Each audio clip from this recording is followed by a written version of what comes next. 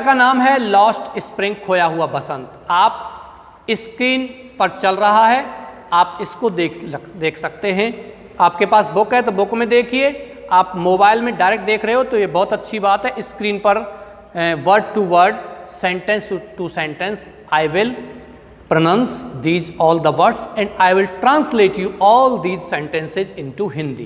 So you have to look at the screen. Okay dears? Sometimes I find a rupee in the garbage. Sometimes कभी कभी I find मैं पा लेता हूँ, मुझे मिल जाता है a rupee, 1 रुपया in the garbage, किस में? कूड़े करकट में। मुझे कभी कभी कूड़े करकट में 1 रुपया मिल जाता है। Why do you do this? Why क्यों? Do you do तुम करते हो, this माने इसे, तुम इसे क्यों करते हो? I ask मैं पूछती हूँ, किससे? साहेब से। Whom I encounter, whom जिससे I encounter मेरी मुठभेड़ हो जाती है, मतलब मेरी मुलाकात हो जाती है। Every morning प्रत्येक सुबह। स्क्राउंजिंग तलाश करते हुए, फॉर गोल्ड मन सोना, इन द गार्बेज डंप्स कूड़े करकट के ढेर में, ऑफ माई नेबरहुड मेरे पड़ोस के, मेरे पड़ोस के कूड़े करकट के ढेर में सोना तलाश करते हुए, सोना रुपया तलाश करते हुए। लेकिन प्यारे बच्चों, वो गरीब लोग हैं जिनके लिए 1 रुपया भी किसके समान है? सोने के समान है। इसलिए यहाँ लेखिका ने किसका प्रयोग किया है? गोल्ड का प्रयोग किया है। सोना यानी 1 रुपया तलाश करते हुए मेरी मुलाकात साहेब से रोजाना सुबह ही मेरे पड़ोस में हो जाती है, तो मैं उससे पूछती हूँ कि तुम इस काम को क्यों करते हो, मतलब तुम कूड़े करकट बीनने का काम क्यों करते हो। साहेब लेफ्ट, साहेब ने छोड़ दिया, हिज होम अपना घर, लॉन्ग एगो बहुत पहले छोड़ दिया। सैट जो स्थित था, एमिस्ट माने बीच में, द ग्रीन फील्ड्स माने हरे मैदान, ऑफ ढाका, किसके? ढाका के। ढाका के हरे मैदानों के बीच में उसका घर स्थित था। Dhaka the capital of Bangladesh, Bangladesh से आया हुआ बच्चा है ये, अपने परिवार के साथ। रिफ्यूजी, रिफ्यूजी माने शरणार्थी। आपने एक मूवी देखी होगी रिफ्यूजी, रिफ्यूजी यानी कि शरणार्थी। एक जगह से दूसरी जगह जा करके जो शरण ले लेते हैं उनको रेफ्यूजी बोलते हैं। स्कैटर्ड बोलते हैं, जगह जगह बिखर जाते हैं, वो बस जाते हैं। साहेब ने बहुत समय पहले अपना घर छोड़ दिया था, जो घर ढाका के हरे मैदानों के बीच में था। हिज होम उसका घर, इज नॉट नहीं है, इवन ए डिस्टेंट मेमोरी दूर की यादों में भी। डिस्टेंट मान दूर की, मेमोरी मान याद, उसको अपने घर के बारे में दूर की याद नहीं है, क्योंकि बहुत समय पहली बात है जब उसके परिवार ने बांग्लादेश छोड़ा था। अब वो कहाँ रहते हैं? दिल्ली में रहते हैं, सीमापुरी में, दिल्ली के निकट झुग्गी झोंपड़ी में रहते हैं। वहीं साहेब का जन्म हुआ था। साहेब के माता पिता उसको बताया करते थे कि हमारा घर वहाँ ढाका में था, लेकिन वो हमने छोड़ दिया था। क्यों छोड़ दिया था? देयर, ये क्वेश्चन बनता है, why did Saheb family leave their country, अपना देश क्यों छोड़ दिया था? तो देखिए आंसर इसका, देयर वर मैनी स्टॉर्म्स, बहुत से तूफान आए थे, दैट स्वेप्ट अवे, जो तूफान बहा करके ले गए थे, देयर फील्ड्स, उनके खेतों को, एंड होम्स, और उनके घरों को। खेतों को और घरों को बहा कर ले जाने का मतलब, घरों को बहा कर ले गया, तो खेत बहने का मतलब खेत की जो उपजाऊ मिट्टी होती है ना, उसको बहा करके ले गई। कहीं आपको लगता है सर खेत कैसे बह करके चले गए? प्यारे बच्चों, खेत उन्हीं को कहते हैं जो उपजाऊ मिट्टी रखते हैं। यदि उपजाऊ मिट्टी ना हो, जिसमें गड्ढे हों, उसको खेत नहीं कहते हैं, उसको तालाब कहते हैं। गड्ढों को गड्ढे कहते हैं, उसको खेत नहीं कहते। खेत उसी को कहते हैं जिसमें क्या हो? उपजाऊ मिट्टी होती है। तो उपजाऊ मिट्टी बह करके चली गई थी, उनके घर बह करके चले गए थे, वहाँ बाढ़ आई थी, तूफान आए थे। हिज मदर, उसकी माँ, टेल्स हिम, उसको बताते। साहेब उससे पूछता है कि ऐसा कैसे हमने अपना घर छोड़ा था, कैसे अपना देश छोड़ा था, इतने हरे मैदानों के बीच में, हरे खेतों के बीच में अपना जो मकान था, अपने खेत थे, तो हमने वो क्यों छोड़ दिया था? तो साहिब की माँ उसे बताती है बहुत से तूफान, बाढ़ आ गई थी वहाँ, जो हमारे खेत और घरों को बहा करके ले गई, नष्ट करके चली गई। दैट इज वाई, यही कारण है, दे लेफ्ट, उन्होंने छोड़ दिया, लुकिंग फॉर गोल्ड, उन्होंने वो जगह छोड़ दी, लुकिंग फॉर, तलाश करने के लिए, गोल्ड माने सोना यानी कि रुपया, इन द बिग सिटी, बड़े शहर में, वेयर, जहां ही नाउ लिव्स, अब वह रहता है। कहाँ रहता है? अभी जिक्र तो किया हुआ नहीं, लेकिन मैंने आपको बता दिया, दिल्ली के निकट, दिल्ली के किनारे पर एक बहुत दूर एक स्लम एरिया है जिसको सीमापुरी कहते हैं। वो जब 1971 में वो आए थे, बसे थे, तो वो बहुत दूर था दिल्ली से, लेकिन धीरे धीरे बसावट होते होते अब दिल्ली के बिल्कुल टच में आ गया है, सीमापुरी क्षेत्र है। शुरुआत में जब हमने सेंटेंस पढ़ा था तो ये सेंटेंस था कि समटाइम, कभी कभी मुझे 1 रुपया कूड़े करकट के ढेर में मिल जाता है। इसी का जवाब लेखिका कहती है कि why do you do this, तुम इस काम को क्यों करते हो? तो लेखक वो साहिब आलम कहता है, साहिब कहता है, I have nothing else to do, मेरे पास करने के लिए कुछ भी नहीं है। ही मटर्स, वह बड़बड़ाता है, बुदबुदाता है, लुकिंग अवे, दूर देखते हुए, दूर की ओर देखते हुए वह बुदबुदाता है, धीरे से बोलता है कि मेरे पास करने के लिए कुछ है ही नहीं। लेखिका उससे पूछते हैं तुम इस काम को क्यों करते हो, क्यों तुम कूड़े करकट में मतलब ये पैसा ढूंढते रहते हो, कूड़े करकट बीनते हो? तो वो कहता है मेरे पास और कोई काम करने के लिए है ही नहीं। ओके, बीच में साहेब कौन है, क्या है, इसका एक जिक्र लेखिका ने किया था। अगले पैराग्राफ पर आइए, गो टू स्कूल। साहेब कहता है कि मेरे पास और कोई काम करने के लिए है ही नहीं, तो लेखिका क्या कहती है? गो टू स्कूल, विद्यालय जाओ। ऐसे मैं कहती हूँ गिलिबली, यूं ही कहती हूँ, जनरली कहती हूँ, सामान्य रूप से कह देती हूँ। रियलाइजिंग, महसूस करते हुए, इमीडिएटली माने तत्काल ही, हाउ हॉलो, कितनी खोखली, द एडवाइस माने सलाह, मस्ट साउंड माने प्रतीत होगी। मैं वैसे ही कह देती हूँ उससे कि तेरे पास कोई और काम नहीं, कोई बात नहीं, स्कूल जा। लेकिन लेखिका तुरंत ही महसूस करती है कि ये सलाह कितनी खोखली लगी होगी। खोखली ही है, उनके पास खाने के लिए कुछ नहीं है, आजीविका के लिए कुछ नहीं है उनके पास, ना उनके परिवार के पास, तो फिर स्कूल जाने का कोई मतलब ही नहीं है। प्यारे बच्चों, गरीबी बहुत बुरी चीज होती है, पॉवर्टी के ऊपर ही इसमें दिया गया है। गरीबी, जिसके पास खाने के लिए कुछ नहीं, वो शिक्षा क्यों प्राप्त करेगा? शिक्षा तो बाद की चीज है, मूलभूत आवश्यकताएं रोटी, कपड़ा और मकान है। पहले रोटी चाहिए, फिर कपड़ा चाहिए और फिर मकान चाहिए। एक शिविर लगा हुआ था कहीं, योग सिखा रहा था एक योग गुरु। एक बच्चा रोजाना आकर उस योग को देखता था। एक दिन गुरुजी ने पूछ लिया था, बेटा इधर आ। बेटे को बुलाया था, गुरु का हृदय तो गुरु का ही होता है, बेटा इधर आ, मैं आपका 1 मिनट लूँगा बस, क्योंकि आप भी मेरे प्यारे विद्यार्थी हैं। मैं चाहता हूँ कि आप के अंदर भी एनकरेजमेंट आए, आप भी चीज़ों को सीखें, क्योंकि भविष्य में आपको भी तो कुछ बनना है, डॉक्टर बनना है, इंजीनियर्स बनना है, सिविल सर्विसेज में जाना है, आपको भी तो जनता की सेवा करनी है। तो वो उसको बुलाते हैं कि बेटा इधर आइए। हाँ गुरुजी। बेटा आप रोज़ाना इसको देखते हो, योग आसन को, क्या तुम योग सीखना चाहते हो? बोल हाँ सीखना चाहता हूँ। तो बता बेटा कौन सा योग तेरे को सिखाऊं?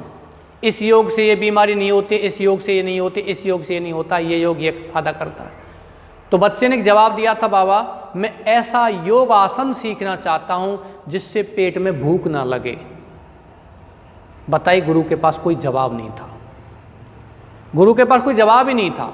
तो यहाँ गरीबी जो है, गरीबी के ऊपर ही यहाँ लेखिका है वो जिक्र करती है, गरीबी को ही हम बताती है।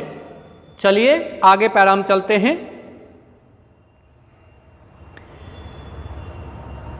देयर इज नो स्कूल, लेखिका कहती है स्कूल जाओ, लेकिन मुझे पता चलता है कि ये सलाह बिल्कुल खोखली है। देयर इज नो स्कूल, कोई विद्यालय नहीं है। इन माई नेबरहुड, मेरे पड़ोस में। व्हेन दे बिल्ड वन, जब वो एक स्कूल बना लेंगे, आई विल गो, तो मैं चला जाऊंगा। साहेब कहता है कि हमारे पड़ोस में कोई स्कूल है ही नहीं, स्कूल बन जाएगा तो मैं चला जाऊंगा। प्यारे बच्चों, ये कंडीशनल सेंटेंस, इसको कहते हैं ओपन कंडीशन, खुली शर्त। यदि वो स्कूल बना लेते हैं तो मैं चला जाऊंगा, शर्त है, यदि ऐसा होता है तो ऐसा हो जाएगा। If you work hard you will pass, तुम मेहनत करते हो तो पास हो जाओगे। If you break the mirror mother will punish you, यदि तुम शीशे को तोड़ते हो मां तुमको पीटेगी। If you do not water the crop it will dry, ये तुम फसल में पानी नहीं देते तो सूख जाएगी। तो ये क्या है, खुली शर्त है। If you climb up the tree you will fall, यदि तुम पेड़ पर चढ़ते हो तो तुम गिर जाओगे, खुली शर्त है। ओके बच्चों, चलते हैं। वो कहता है कि हमारे पड़ोस में कोई स्कूल नहीं है और वे एक स्कूल बना लेंगे तो मैं उसमें चला जाऊंगा। If I start A school, लेखिका कहती है इफ यदि आई स्टार्ट, मैं शुरू करूं, ए स्कूल एक विद्यालय, विल यू कम, क्या तुम आओगे। आई आस्क, मैं पूछती हूँ, हाफ जोकिंग, आधा मजाक करते हुए, आधा मजाक करके मैं कहती हूँ कि मैं स्कूल खोलूँ तो क्या तुम आ जाओगे। यस, हाँ। ही सेज, वह कहता है, स्माइलिंग, मुस्कुराते हुए, ब्रॉडली, जोर से। ए फ्यू डेज लेटर, कुछ दिनों के बाद, आई सी हिम, मैं उसे देखती हूँ, रनिंग अप टू मी, मेरे पास दौड़ कर आते हुए। इज यूर स्कूल रेडी, क्या तुम्हारा स्कूल रेडी है, तैयार है। वह पूछता है, उसको ध्यान है कि इस औरत ने, इस लेखिका ने, इस महिला ने मुझसे पूछा था कि मैं स्कूल खोलूं तो क्या तुम आओगे। तो साहिब पूछता है बहुत दिनों के बाद कि क्या तुम्हारा स्कूल तैयार है। It takes longer to build a school, एक स्कूल बनने में लंबा समय लगता है। आई से, मैं कहती हूँ, एम्बरेज, शर्मिंदा होकर के, eight having made a promise, माने वादा किए जाने पर, दैट वाज नॉट मीन, जिस वादे का कोई मतलब नहीं था। प्यारे बच्चों, उस महिला ने, उस लेखिका ने वैसे ही वादा किया था कि क्या मैं स्कूल खोलूं तुम आ जाओगे, लेकिन उस वादे का कोई मतलब ही नहीं था। उसने फिर कह दिया था स्कूल बनने में तो बहुत समय लगता है, लेकिन लेखिका स्कूल थोड़ी बना रही थी। वो कह रही है कि मैं शर्मिंदा हो गई थी खुद के ही वादे पर, क्योंकि उस वादे का कोई मूल्य था ही नहीं। बट प्रोमिसेज, लेकिन वादे, लाइक माइन, मेरे जैसे वादे, अबाउंड, माने भरे पड़े हैं, इन एवरी कॉर्नर, प्रत्येक कोने में, ऑफ इस ब्लीक वर्ल्ड, उसके नीरस संसार के, उसके उबाऊ संसार के, उसके दुखी संसार के, शून्य संसार के। मेरे जैसे वादे तो उसके नीरस संसार में भरे पड़े हैं। पता नहीं कितने लोगों ने उन जैसे बच्चों से कितने कितने क्या क्या वादे किए होंगे, लेकिन वो वादे कभी पूरे नहीं किए। चलिए बच्चों, पैरा चेंज कीजिए।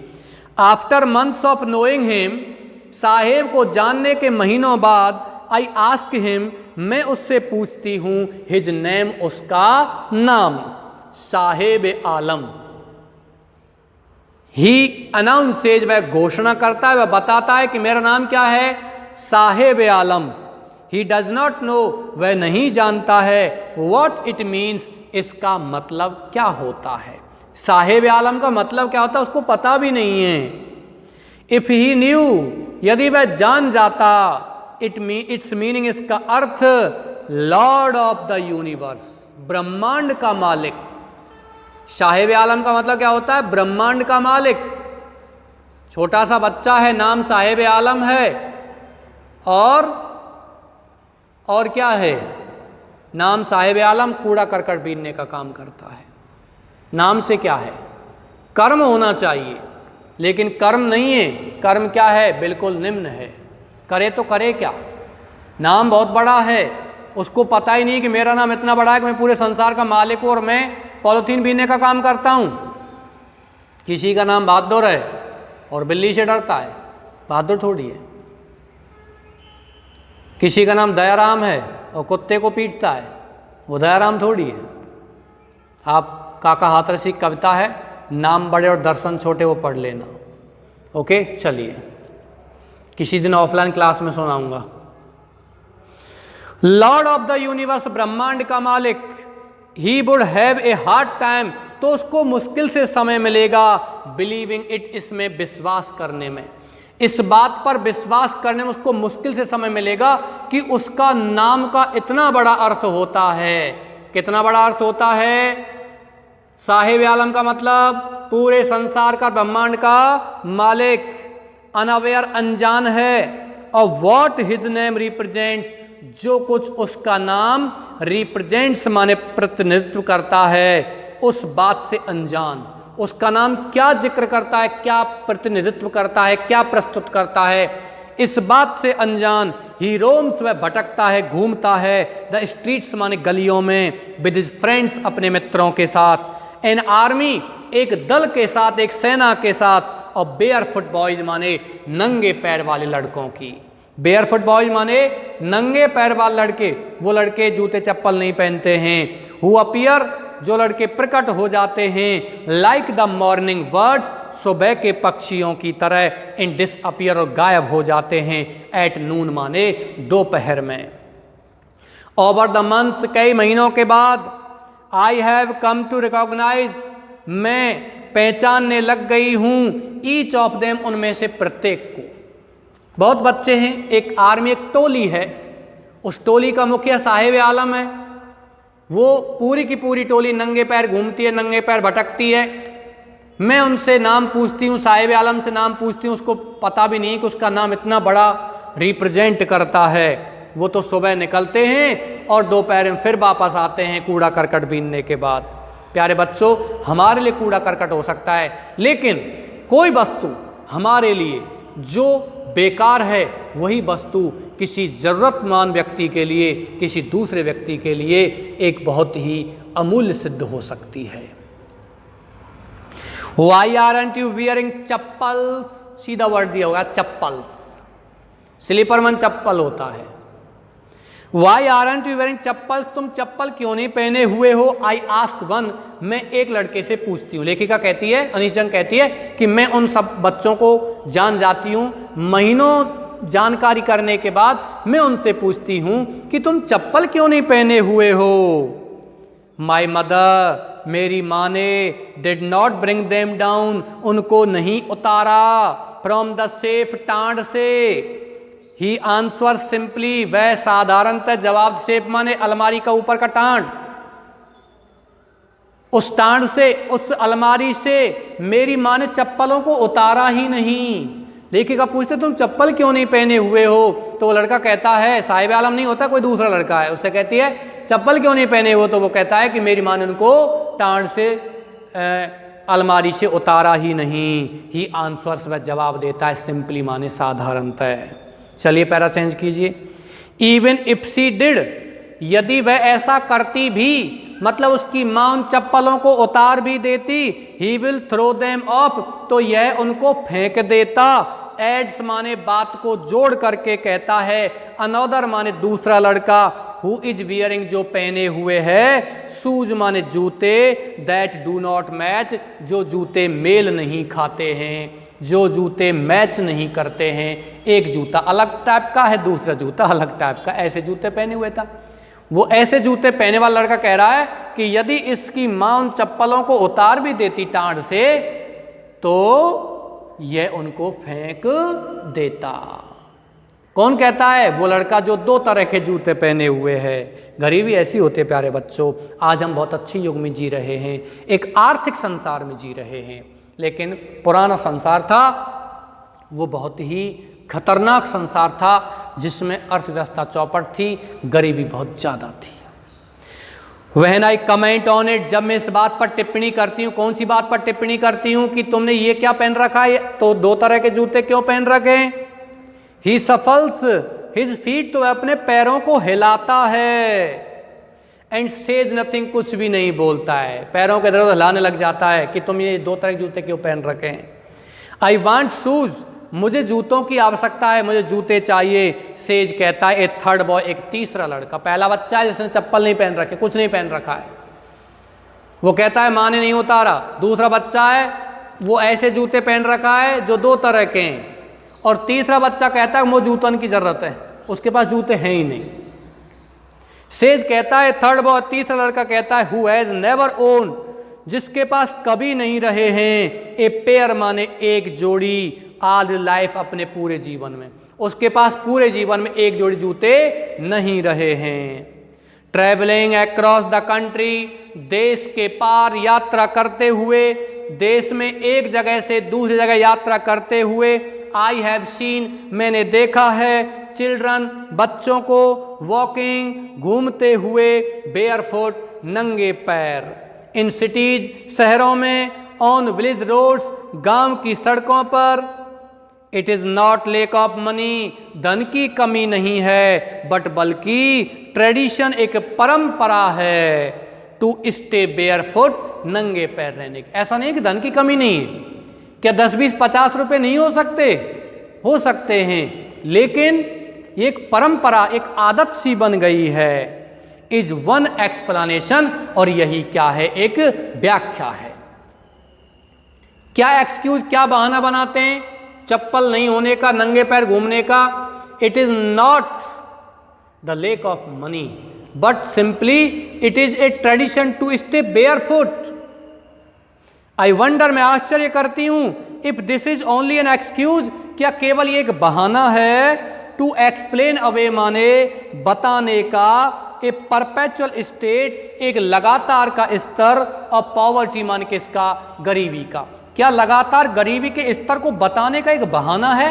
इट इज एन एक्सक्यूज, एक बहाना है। आई रिमेंबर, मुझे याद है, ए स्टोरी, एक कहानी, ए मैन, एक आदमी की, फ्रॉम उडीपी, कहाँ से? उडीपी, उडीपी नामक शहर से मुझे एक आदमी की कहानी याद है। वंस, जो किसी समय, टोल्ड मी, मुझे बताई थी। एज ए यंग बॉय, एक युवक के रूप में, ही वुड गो, वह जाया करता था। प्यारे बच्चों, यहाँ तक आपका एक पैरा कंप्लीट, एक पृष्ठ कंप्लीट हो चुका है, एक पेज आपका कंप्लीट हो चुका है। अब आपको यहां से आगे अपना पृष्ठ चेंज करना है, पृष्ठ बदलना है सभी को। यदि आप अपनी किताब में नहीं देख रहे हैं तो पृष्ठ वहां स्वतः ही चेंज हो जाएगा, आप वहां देख लेना। ओके। लेखिका कहती है कि मुझे वो याद है, वो कहानी याद है, जो एक उडीपी नामक शहर से एक लड़के की है। वो एज ए यंग बॉय, एक युवक के रूप में, ही वुड गो, वह लड़का जाया करता था, टू स्कूल, विद्यालय, पास्ट एन ओल्ड टेम्पल, एक पुराने मंदिर से होकर गुजरते हुए। पुराने मंदिर के पास से वह कहाँ जाया करता था? स्कूल जाया करता था। एक लड़का था, एक युवक था। वेयर, जहां his father was a priest, उस मंदिर में हिज फादर, उसका पिता, वॉज था, ए प्रीस्ट मन, एक पुजारी। ही वुड स्टॉप, वह लड़का रुक जाया करता था। ब्रीफली माने संक्षिप्त रूप से। एट द टेम्पल माने मंदिर के निकट। एंड प्रे, और प्रार्थना करता था। For a pair of shoes मन, एक जोड़ी जूतों के लिए। एक जोड़ी जूतों के लिए वो लड़का प्रार्थना करता था। कौन सा लड़का? एक कहानी बताई थी लेखिका को किसी ने, उडीपी शहर से। उडीपी शहर से लेखिका को कहानी बताई थी कि एक लड़का था जो स्कूल जाता था, और वो एक मंदिर के निकट से स्कूल जाता था। उस मंदिर में उसका पिता क्या था? पुजारी था। तो वो लड़का भी वहां मंदिर के निकट खड़ा होकर के प्रार्थना करता था। किस चीज की? कि मुझे एक जोड़ी जूते मिल जाएं। 30 years later, 30 वर्षों के बाद, आई विजिटेड हिज टाउन, मैं उसके कस्बे में गई। एंड द टेम्पल, और उस मंदिर में भी गई। विच वॉज नाउ ड्रॉन, जो मंदिर अब ड्रॉन, डूबा हुआ था। In an air of desolation, in an air माने एक वातावरण, हवा नहीं, वातावरण में, ऑफ डिसोलेशन मन, निर्जनता के, मतलब कोई व्यक्ति वहां नहीं था, निर्जन वातावरण था। निर्जनता के वातावरण में वो मंदिर अब डूबा हुआ था, मतलब वहां लोग अब नहीं आते थे। इन द बैकयार्ड, पीछे के आंगन में। बैकयार्ड, बैकयार्ड माने पीछे वाला, यार्ड माने आंगन। पीछे के आंगन में। वेयर लिव्ड, जहां रहता था। ए न्यू प्रीस्ट मान, एक नया पुजारी। अब उस मंदिर में एक नया पुजारी रहता था। There were red and white plastic chairs, वहां रेड माने लाल, एंड व्हाइट और सफेद, प्लास्टिक चेयर्स माने प्लास्टिक की कुर्सियां थी। कहां? उस मंदिर के पीछे अहाते में, मंदिर के पीछे आंगन में। लाल और सफ़ेद प्लास्टिक की कुर्सियां पड़ी हुई थी। कौन बता रहा है इसको? लेखिका अनीश जंग एक कहानी बता रही है किसी गरीब लड़के की, कि वो लड़का रोज़ाना मंदिर से होकर गुजरते हुए स्कूल जाता था और मंदिर से होकर गुजरते समय वो भगवान से, ईश्वर से प्रार्थना करता था कि मुझे एक जोड़ी जूते मिल जाए, फिर वो स्कूल जाता था। वैसे ही पैदल ही बिना जूते चप्पल के वो स्कूल जाता था। प्यारे बच्चों, आज से 30 साल 40 साल पहले सभी बच्चे स्कूल जाते थे, जन सामान्य के बच्चे स्कूल जाते थे, वो पैरों में जूते चप्पल नहीं पहनते थे, वो यूं ही बिना जूते चप्पलों के स्कूल जाते थे। वहां लाल और सफेद प्लास्टिक की कुर्सियां थी। ए यंग बॉय, एक युवक ड्रेस्ड कपड़े पहने हुए था इन एक ग्रे यूनिफॉर्म, एक सलेटी वर्दी की, सलेटी वर्दी पहने हुए था। ड्रेस माने कपड़े पहनना, लेकिन यहां कपड़े के लिए यूनिफॉर्म वर्दी आ गया तो ड्रेस का मतलब एक ही शब्द लोगे आप, पहनना। वह एक सलेटी या धूसर रंग की वर्दी पहने हुए था वो लड़का, वियरिंग और पहने हुए था सॉक्स एंड शूज। सॉक्स माने मोजे पहने हुए था, एंड शूज और जूते भी पहने हुए था। अराइव्ड, वो लड़का आया पेंटिंग हाँफते हुए, and through his school bag, और अपना स्कूल बैग बस्ता फेंक दिया, ऑन ए फोल्डिंग बेड, एक फोल्डिंग बेड पर। फोल्डिंग माने जो फोल्ड हो जाए, मुड़ जाए ऐसा बेड, ऐसे बिस्तर पर उसने वो फेंक दिए थे। लुकिंग एट द बॉय, उस लड़के पर देखते हुए, उस लड़के की ओर देखते हुए, आई रिमेंबर्ड, मैंने याद किया, द प्रेयर माने उस प्रार्थना को, अनदर बॉय हैड मेड, जो दूसरे लड़के ने की थी, टू द गॉडेस, देवी मां से, वहीं जब he had finally got, उसने अंततः प्राप्त कर लिया था, ए पेयर ऑफ शूज माने एक जोड़ी जूते। मुझे वास्तव में उस लड़के की याद आई है जो लड़का पहले प्रार्थना करता था 30 साल पहले। अंततः लगता है मुझे कि उस लड़के ने एक जोड़ी जूते प्राप्त कर लिए हैं। Let me never loss them, let me never, मैं कभी नहीं, लॉस देम, उन जूतों को खोऊं। द गॉडेस हैड ग्रांटेड, उस देवी माँ ने हैड ग्रांटेड, स्वीकार कर लिया था, हिज प्रेयर, उस लड़के की प्रार्थना को। 30 साल पहले उसने प्रार्थना की थी। क्योंकि आज उस मंदिर में कोई नहीं है, लेकिन मंदिर के पीछे जो पुजारी रहता है, उस पुजारी का लड़का क्या पहने हुए है? जूते और चप्पल पहने हुए है। क्योंकि उस पुजारी के लड़के ने, पहले पुजारी के लड़के ने किसी समय प्रार्थना की थी और उसको जूते नहीं मिले, लेकिन आज उस नए लड़के को जूते मिल गए, वो जूते पहनता है। देवी मां ने उसकी प्रार्थना स्वीकार कर ली है। यंग बॉयज, युवक, like the son of the priest, पुजारी के पुत्र की तरह, नाउ अब, वॉर माने पहनते थे, शूज माने जूते। अब जो युवक हैं, पुजारी के पुत्र की तरह जैसे लड़के हैं, वो अब जूते पहनते हैं। बट लेकिन मैनी अदर्स माने बहुत से अन्य लड़के हैं, लाइक द रैग पिकर्स माने कूड़ा करकट बीनने वालों की तरह, इन माई नेबरहुड, मेरे पड़ोस में, रिमेन, वो लड़के अभी भी, रिमेन माने रहते हैं, शूज लेस, बिना जूतों के। लेखिका कहती है कि उस पुजारी के लड़के ने किसी समय प्रार्थना की थी तो उस लड़के के लड़के को, बच्चे को जूते मिल गए हैं। लेकिन आज भी हम बात करते हैं, ऐसे बहुत से साहेब की तरह, साहेब की टोली की तरह ऐसे बहुत से लड़के हैं जो आज बिना जूतों के रहते हैं, और मेरे पड़ोस में बिना जूतों के ही